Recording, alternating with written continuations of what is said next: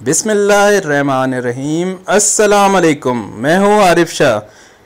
देसी फूड में लेके आया हूँ आपके लिए बहुत ही ज़बरदस्त, बहुत ही मज़ेदार और आसान चिकन कढ़ाई की रेसिपी। तो ज़रूर बनाइएगा, ज़रूर ट्राई कीजिएगा। इतने आसान तरीके से आपने चिकन कढ़ाई इससे पहले कभी नहीं बनाई होगी।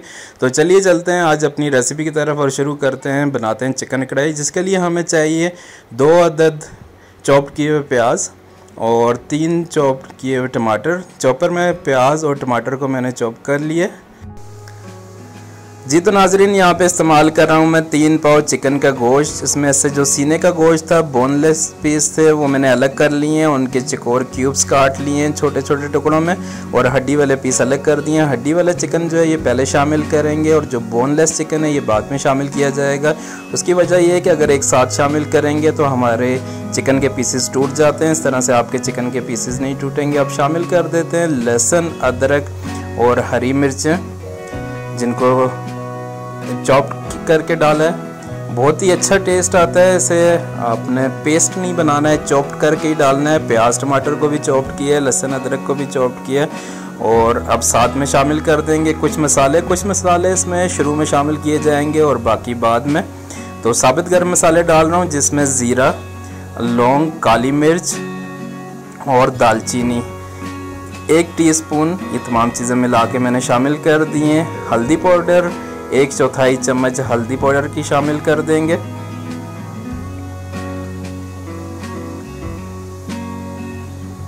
साथ ही जाएगा आधी चम्मच जाएगी कुटी हुई लाल मिर्च, दड़ा मिर्च की, और आधी चम्मच इस्तेमाल करेंगे यहाँ पे पिसी लाल मिर्च की।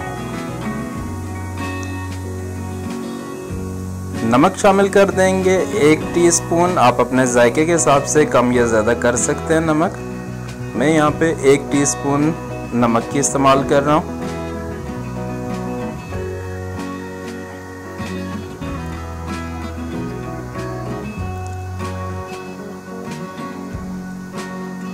पानी शामिल करेंगे 200 मिलीग्राम पानी। और देखें जी, 1 गिलास पानी लिया, उसमें से थोड़ा सा मैंने छोड़ दिया, यानी कि 250 मिलीग्राम का 1 गिलास होता है, तो 200 मिलीग्राम पानी मैंने इसमें इस्तेमाल किया है। और मीडियम फ्लेम पे ढक के रख देंगे इन तमाम चीज़ों को पकने के लिए, चिकन को गलने के लिए। तो 10 मिनट गुजर चुके हैं। एक बार अच्छी तरह से इसे मिक्स कर लेंगे, और मिक्स करने के बाद अब जो बोनलेस चिकन है जो हमने अलग करके रखी है वो वाली शामिल कर देंगे। देखें जी, जो हड्डी वाली चिकन थी उसे हमने पकने के लिए 10 मिनट ज़्यादा दिए हैं। बोनलेस चिकन जो है वो 10 मिनट के बाद इस्तेमाल की जाएगी। और पकने के बाद ये दोनों चिकन बिल्कुल एक जैसी गली ही होंगी, और आपकी चिकन बिल्कुल साबुत होगी, कोई उसकी बोटियाँ गली हुई या टूटी हुई नहीं होंगी। तो यही ट्रिक है, यही वजह है इसे अलग 2 बार इस्तेमाल करने के लिए। अब यहाँ पे साथ में शामिल कर देता हूँ मैं जायके और टेस्ट के लिए 1 टेबल स्पून शान कढ़ाई मसाला। 1 टेबल स्पून शान कढ़ाई मसाला डाल देंगे, और अब इसे दोबारा से 5 से 7 मिनट के लिए ढक के रख देंगे दरमियानी आंच पे। हमने बहुत ज़्यादा तेज़ आंच भी नहीं रखनी है, बिल्कुल हल्की भी नहीं रखनी है, दरमियानी आंच पे 5 से 7 मिनट के लिए रखेंगे। और देखेंगे कि जब इसका पानी खुश्क हो जाएगा, ड्राई हो जाएगा। अब मैंने चेक किया 5 मिनट के बाद तो थोड़ा सा पानी इसमें बाकी था, दोबारा से ढक के रख दिए। और देखें जी, अब तकरीबन पानी इसका खुश्क हो चुका है। अच्छी तरह से इसे मिक्स करेंगे। हमारी चिकन यहाँ पे माशाल्लाह अल्हम्दुलिल्लाह देखें कितनी अच्छे से नरम हो चुकी है, और इसके पीस बिल्कुल साबुत हैं, टूटी नहीं है बिल्कुल भी चिकन। बहुत ही आसान रेसिपी, बहुत ही आसान तरीका है। बहुत कम हम इसमें चमचा चलाएंगे और इसे ऐसे ही पकने देंगे। बस जब मिक्स करने की ज़रूरत होगी तो उस वक्त चम्मच चलाया जाएगा। वैसे वैसे मसाले डाल के ढक के रख देंगे। ज़्यादा चम्मच चलाने से हमारी चिकन टूट जाती है, तो इसलिए बहुत कम चम्मच चलाया जाएगा।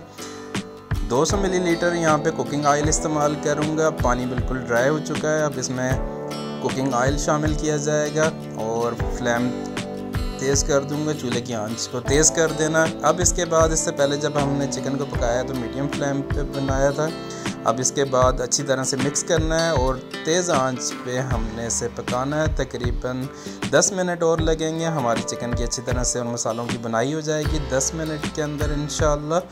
تو ہم نے کوکنگ آئل ڈال کے اچھی طرح سے مکس کر کے اور تمام مسالے اچھی طرح سے جو کڑھائی کے برتن کے سائڈوں پہ لگ جاتے ہیں ان کو آپ نے ساتھ ساتھ اتار کے بیچ میں مکس کر لینا ہے۔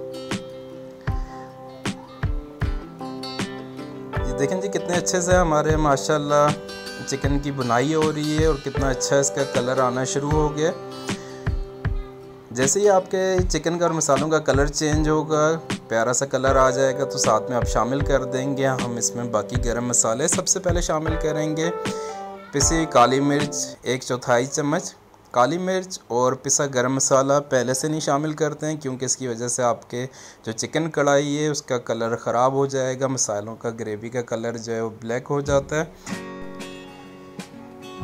1/4 چمچ یہاں پہ شامل کریں گے پسا گرم مسالہ،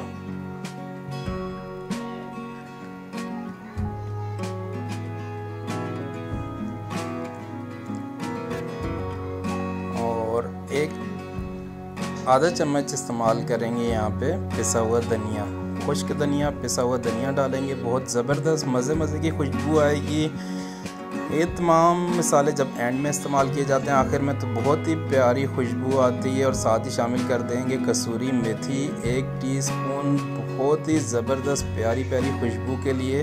تو کسوری میتھی کو آپ نے اچھی طرح سے ہاتھوں کے اوپر مسل دینا ہے، باریک کر لینا اور باریک کر کے شامل کریں گے۔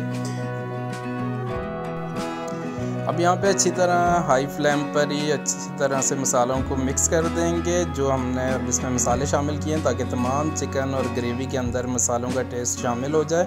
تو ماشاءاللہ الحمدللہ بہت ہی زبردست پیاری سی خوشبو آ رہی ہے اور ہماری مزیدار چکن کڑھائی تیار ہے۔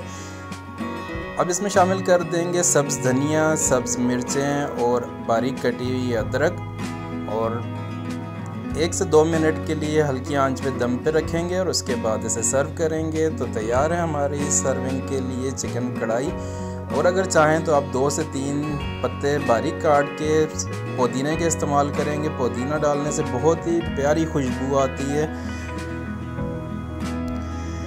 جی تو ناظرین تیار ہیں ماشاءاللہ الحمدللہ، بہت ہی مزے کی چکن کڑھائی، اسپیشل چکن کڑھائی تو ضرور بنائیے گا، ضرور ٹرائی کیجیے گا، دعاؤں میں یاد رکھیے گا، اپنا خیال رکھیے گا۔ اور اگر آپ کو آج کی ریسیپی پسند آئی ہو تو لائک تو بنتا ہے، تو لائک کر دیجئے، شیئر کیجئے اور چینل کو سبسکرائب کیجئے۔ اللہ حافظ۔